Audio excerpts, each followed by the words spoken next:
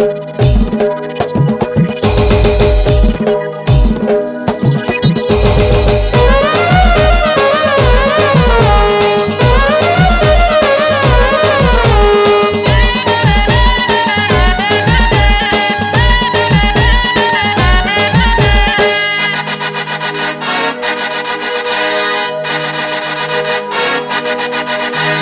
दुश्मन की लंका में डंका बजेगा, दुश्मन की लंका में डंका बजेगा। एक नाम राम का ही गूंजता रहेगा, एक नाम राम का ही गूंजता रहेगा। ये दुश्मन की लंका में डंका बजेगा, एक नाम राम का ही गूंजता रहेगा। राम राम बोलो, राम राम बोलो, राम राम बोलो, राम राम बोलो, राम राम बोलो, राम राम बोलो, राम राम बोलो, राम राम बोलो। अरे एक रंग छाएगा सारा जहां, सारा जहां, सारा जहां।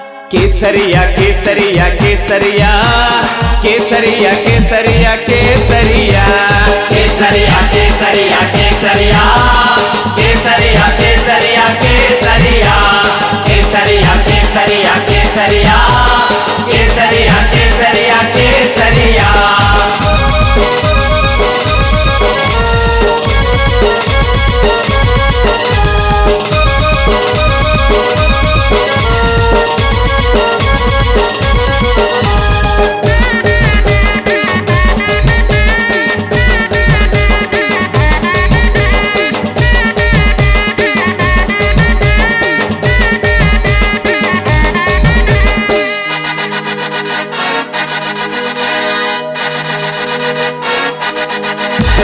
केसरिया रंग ये रंग नहीं है, ये तो है भारत की शान।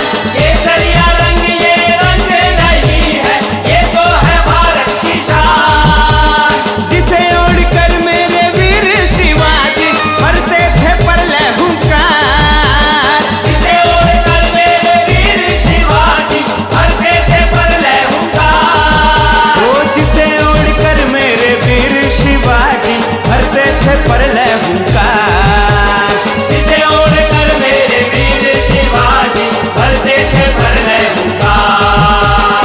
राम राम बोलो, राम राम बोलो, राम राम बोलो, राम राम बोलो, राम राम बोलो, राम राम बोलो, राम राम बोलो, राम राम बोलो। अरे एक रंग छाएगा सारा जहां, सारा जहां, सारा जहां। केसरिया केसरिया केसरिया, केसरिया केसरिया केसरिया, केसरिया केसरिया केसरिया, केसरिया केसरिया केसरिया, केसरिया केसरिया केसरिया, केसरिया केसरिया केसरिया।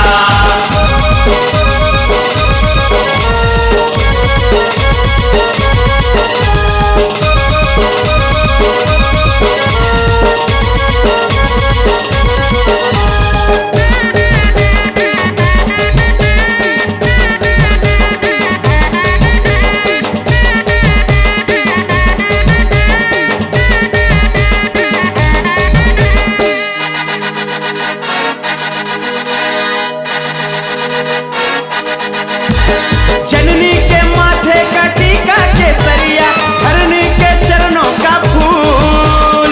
जननी के माथे का टीका केसरिया, धरणी के चरणों का फूल। राम के भक्तों को जो कम समझे, ये है ना समझो की भूल। राम के भक्तों को जो कम समझे, ये है ना समझो की भूल। अरे राम के भक्तों को जो कम समझे, ये है ना समझो की भूल। राम के भक्तों को जो कम समझे, ये है ना समझो की भूल। राम राम बोलो, राम राम बोलो, राम राम बोलो, राम राम बोलो, राम राम बोलो, राम राम बोलो, राम राम बोलो, राम राम बोलो। अरे एक रंग छाएगा सारा जहां, सारा जहां, सारा जहां।